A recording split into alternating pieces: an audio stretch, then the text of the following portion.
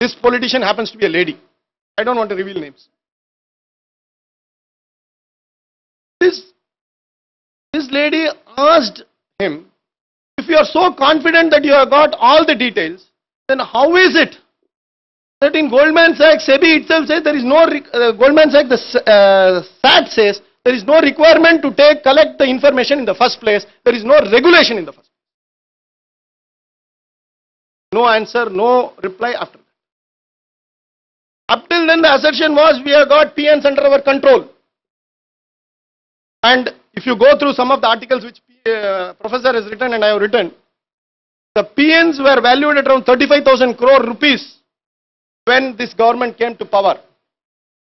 Last year they are estimated to be at around 350,000 crores. 10 times they have increased. Whose money is this? Nobody knows. And not only this, there was after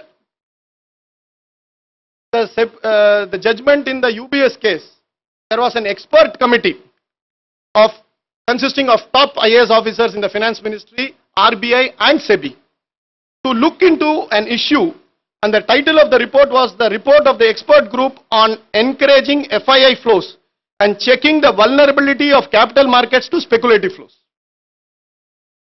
And there the high power committee, which is called the Lahiri panel committee, which is headed by Ashok Lahiri, it said the current dispensations for PNs, which was approved after careful examination of the high level coordination committee for capital and financial markets and SEBI's board, may continue. SEBI should have full powers to obtain information regarding the final holder. And it went on to say FII should be obliged to provide the information to SEBI. It was in 2005. In 2008, the Goldman Sachs case, it was proved that no legislation was brought in for 3 years. Nothing happened. Then why this expert committee and other things? We can jolly well close all these things. At least samosa tea expenditure will come lower. We can lower our expenditure. And it is not only this. In that there was a time bomb. The time bomb was provided by a very honest officer of RBI. The RBI said, I will quote this.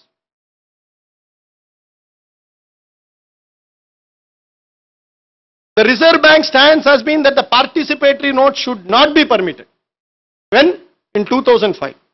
In this context, we would like to point out that the main concerns regarding issues of PNs are that the nature of the beneficial ownership or the identity of the investor will not be known, unlike in the case of FIIs registered with a financial regulator.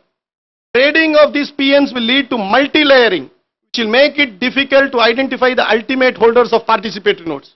Both conceptually and in practice, restriction on suspicious flows enhance the reputation of the market and lead to healthy flows. We therefore reiterate that the issue of participatory notes should not be permitted. RBI in 2005 as a dissent note. Have you ever heard an RBI dissenting from a government committee? I have not heard. Seniors will bear me out on this. But this was emphatic. Not only this was not a mistake on part of RBI. In 2006, there was a Tarapur committee report. Tarapur committee report said capital account convertibility you bring in, but before that, see that participatory notes are winded. There is no participatory notes. No action on this. Not only this, there is something very funny what RBI goes on to say. It says this report is about vulnerability and what volatility created on the markets. It says, in view of macroeconomic implications, impact on financial stability, especially on exchange rate and fiscal vulnerability, apart from monetary management, a special group may be constituted to study measures to contain large volatility in FII flows as a priority. The recommendations of such a special group may be finalized and further actions considered together. Such a package is necessary since the present report does not address the issue of volatility comprehensively. In other words, it said, this expert group does not have the expertise. Mysore Bondala, Mysore Rikade. Expert group la expertise illa. Simple.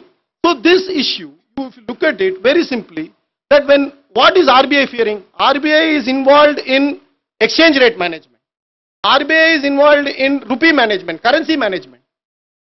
When huge amount of money came in between 2006 and 2007 and 2007 and 2008, in fact in 2007-2008, the capital flow into this country was $110 billion, that is 4.5 lakh crores. Such huge money came into this country. Stock market took off because most of this were FII investment, of which a substantial portion was PNs. So stock market took up a vertical climb. This is because of my policy. This is because of the UPA government's brilliant ideas. Because of NREGA, stock market are climbing. All sorts of permutation combinations were brought out. Then what happened? In 2008-2009, the money went off. Stock market collapsed. It is not only the issue of stock market. When the money came in, it was not only the stock went up, and when the stock went up, you said it is capital market boom. Then that money went to real estate, you said real estate boom, and that money went to potato market, you didn't say potato boom. You said it is inflation. So the cause of inflation in 2007-2008 was this money that came in, and this money that the M3's increase, that circulation velocity of money that is increasing was around 23%. When the UPA government took over, it was just 12%, and it is 23% by 2008. So the money went off. Like the side that goes off, everything went off, stock market collapsed, real estate collapsed, and not only that, today the current money flow is also collapsing. That is why banks are hard pressed to pump, and they are literally pumping of a cycle tire that has gone hot. Nothing is happening. So when the stock market goes up, PNs were the cause. The stock market fell, PNs are the cause. When the real estate market went up, PNs are the cause. Real estate market fell, PNs are the cause. In fact, it is like Sarvaroha Nivarani. Everything you can trace it to PNs, virtually. And for 5 years, at least major portion of this 5 years, PNs have been substantially dictating terms to this market. Then there is some more thing. The Lahiri panel, despite all that I told about the Lahiri panel, said something about tax havens. 2005. It says market integrity concerns could get heightened when funds of unknown source of funds arising out of laundered money are involved. So tax havens are not nothing new that has suddenly come in on March 29th when Mr. Advani brought it, or when the leftists put it in their manifesto. No. It is there in the know of the government at least in 2005 November. Consistent with the recommendations of a financial action task force.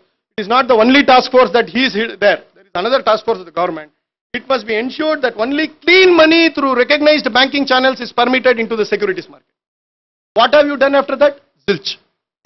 Nothing. The policy on allowing investments from weakly regulated tax havens. Only when you are weakly regulated, you are called a tax havens. What is called weakly regulated tax havens, I don't know. Is there something called strongly regulated tax havens, Professor? And it should be driven by such market integrity criteria in a substantial manner. Hence, one policy possibility is that of having a negative list of tax havens, whereby entities registered in this jurisdiction are prevented from attaining FII status. Not my words. It is Ashok Lahiri panel's words. 2005 November. We are 3.5 years away from what has been stated. What has happened? Nothing.